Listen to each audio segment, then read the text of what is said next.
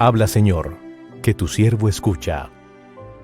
Este es un espacio que, como nos dice San Pablo, la fe viene de la predicación, y la predicación por la palabra de Cristo.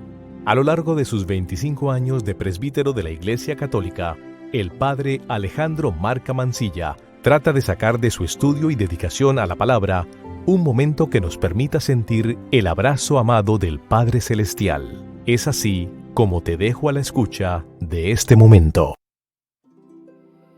Martes, 20ª semana del tiempo ordinario, del Evangelio de San Mateo. En aquel tiempo Jesús dijo a sus discípulos: les aseguro, es difícil que un rico entre en el reino de los cielos. Les repito, es más fácil a un camello pasar por el ojo de una aguja que a un rico entrar en el reino de Dios.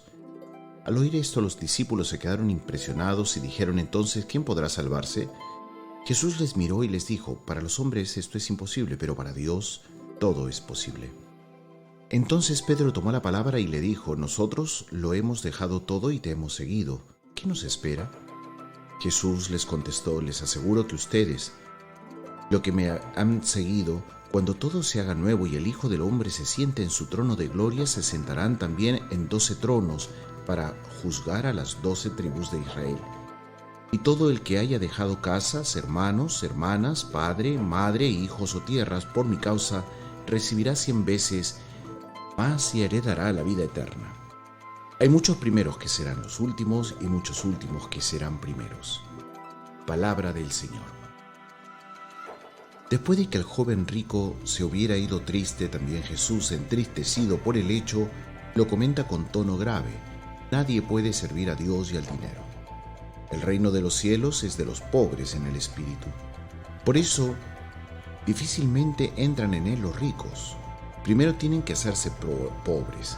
Lo elocuente, imagen del camello, contribuye a dar un mayor énfasis a esta afirmación. Se comprende que los discípulos se quedaron turbados y desconcertados. Jesús penetra con la mirada su corazón y se da cuenta de su perplejidad. Si no han comprendido mal, seguir a Cristo de una manera radical es difícil, incluso diría es imposible cuando uno se da cuenta que invierte en las propias fuerzas humanas y no logra.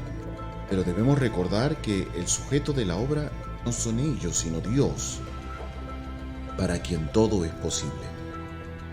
Llegados aquí, Pedro, con la franqueza y el carácter impulsivo que le caracterizan, descubre con sorpresa la diferencia de su situación con respecto al joven rico.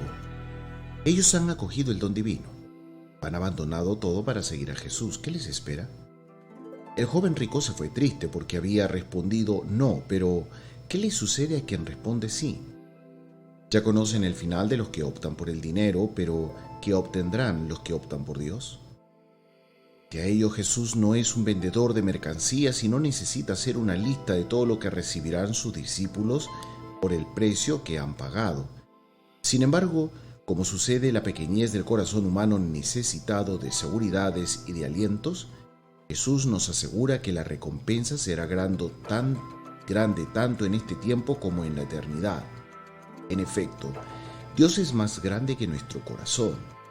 A cambio de lo poco que nosotros vayamos dando o renunciando por su amor, se nos dará una buena medida, apretada, llena, rebosante, como exclamará San Lucas.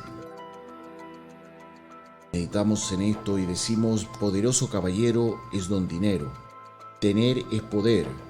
Son modos de decir y de pensar que forman parte del credo de muchos, pero no de los que quieren seguir a Jesús.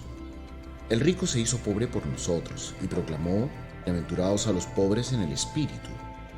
La riqueza lleva al orgullo, a la ilusión de ser omnipotente como Dios, mientras que la pobreza se asocia con la naturalidad a la humildad.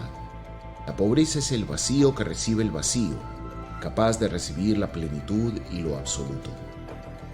Existe un relato popular que resulta muy iluminador a este respecto.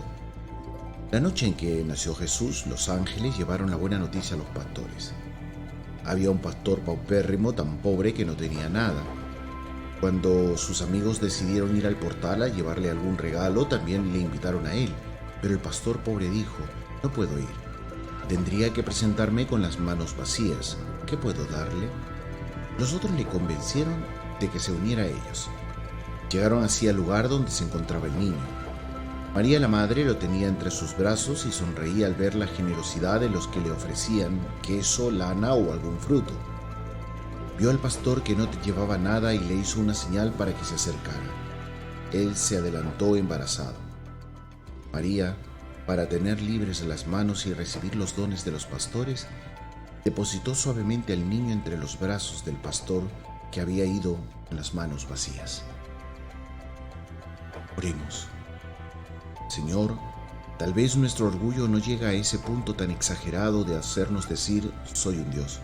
Sin embargo, por el hecho de haber renunciado a poner las riquezas materiales en el centro de nuestra vida, de querer seguirte como verdaderos discípulos, nos creemos santos y merecedores de premios.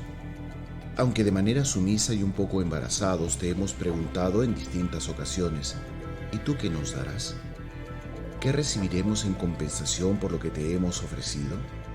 El apóstol Pablo nos lo reprocharía como hizo con los corintios.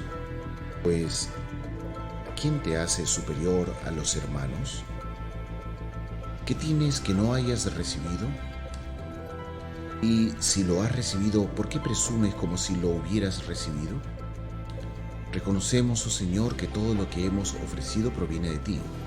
Todo lo que tenemos, todo lo que somos son dones tuyos.